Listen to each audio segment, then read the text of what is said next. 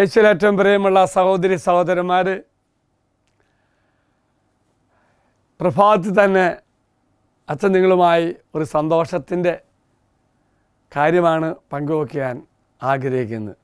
ഞാനിപ്പോൾ നിൽക്കുന്നത് അമേരിക്കയിലെ ന്യൂയോർക്കിലെ ഹാർട്ട് ഓഫ് സിറ്റി എന്ന് പറയുന്ന സ്ഥലമുണ്ട്, മൻഹാട്ടൻ. അതിൻ്റെ ഏറ്റവും തിരക്ക് പിടിച്ച ഒരു സ്ഥലത്തെ വളരെ ഫേമസ് ആയ ഒരു യൂണിവേഴ്സിറ്റി ഉണ്ട്, ഒരു ജെസ്യൂട്ട് യൂണിവേഴ്സിറ്റി, ഫോർഡം. അതിൻ്റെ മുന്നിലാണ്. ഈ യൂണിവേഴ്സിറ്റി മുന്നിൽ നിൽക്കുമ്പോൾ എനിക്ക് ഭയങ്കര സന്തോഷമുണ്ട്. വർഷങ്ങൾക്ക് മുന്നേ ഈ യൂണിവേഴ്സിറ്റിയിൽ ഉപരിപഠനം നടത്തുവാൻ ദൈവം എനിക്ക് അവസരം തന്നു. അച്ഛൻ ഇത് പങ്കുവയ്ക്കുന്നത് വേറെ ഒന്നിനും വേണ്ടിയല്ല.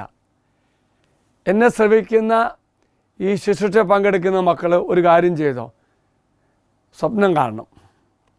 ഈ സ്വപ്നം ചെറിയ സ്വപ്നമാവരുത്, ഇന്നത്തേക്ക് വേണ്ടിയുള്ള സ്വപ്നമല്ല, നിൻ്റെ ജീവിതം മുഴുവൻ നീണ്ടു നിൽക്കുന്ന ഒരു സ്വപ്നമാകണം. അച്ഛനാണ് സ്വപ്നം കണ്ടു.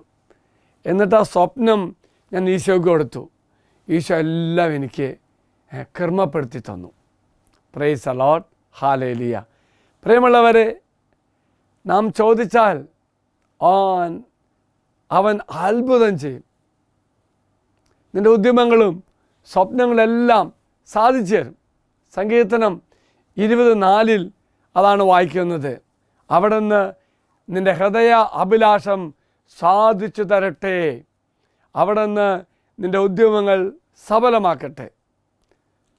വിശ്വസിക്കുക, ഉദ്യമങ്ങളും സ്വപ്നങ്ങളും ആഗ്രഹങ്ങളും ദൈവസന്നിധിയിൽ സമർപ്പിക്കുമ്പോൾ ആ സ്വപ്നങ്ങളെല്ലാം ദൈവം എനിക്ക് സാധിച്ചു തരും.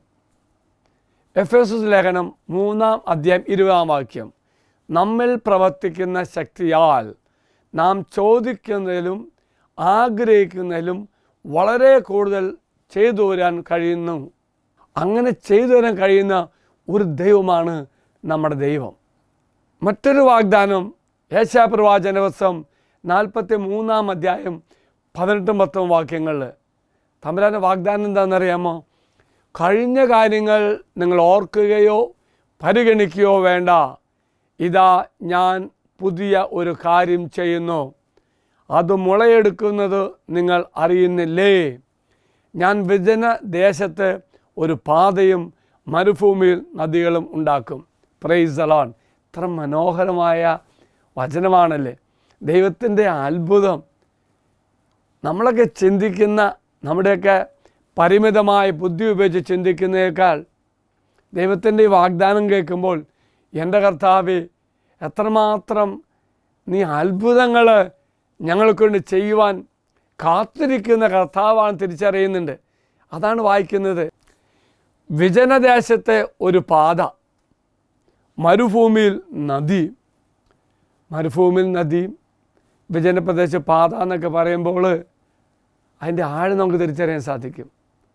മരുഭൂമിയിൽ ഒരു തുള്ളി വെള്ളം പോലില്ല, അവിടെ നദി ഒഴുകുന്നു.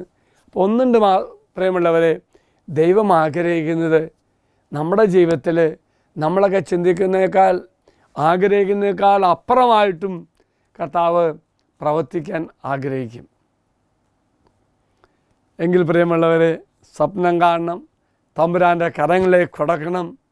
നാം ചിന്തിക്കുന്ന പോലെയല്ല, ദൈവം വഴികളൊരുക്കും, നമുക്ക് വേണ്ടി പ്രവർത്തിക്കും. ദൈവം എല്ലാവരെയും അനുഗ്രഹിക്കട്ടെ എന്ന് പ്രാർത്ഥിക്കുന്നു. അച്ഛൻ ഈശ്വരാശീർവാദം തരാം. നമ്മുടെ കർത്താവായ ശമിശാകൃപയും പിതാവായ ദൈവത്തിൻ്റെ സ്നേഹവും പരിശുദ്ധാത്മാവിൻ്റെ സഹവാസവും നാം എല്ലാവരോടും കൂടി ഉണ്ടായിരിക്കട്ടെ, ഇപ്പോഴും എപ്പോഴും എന്നേക്കും. ആമേൻ. ഒരു നല്ല ദിവസം ആശംസിക്കുന്നു. സ്വപ്നം പൂർത്തീകരിക്കുവാനുള്ള കൃപ ലഭിക്കുന്ന ദിവസമായി മാറട്ടെ എന്നുകൂടി അച്ഛൻ ആശംസിക്കുന്നു. Praise the Lord, hallelujah.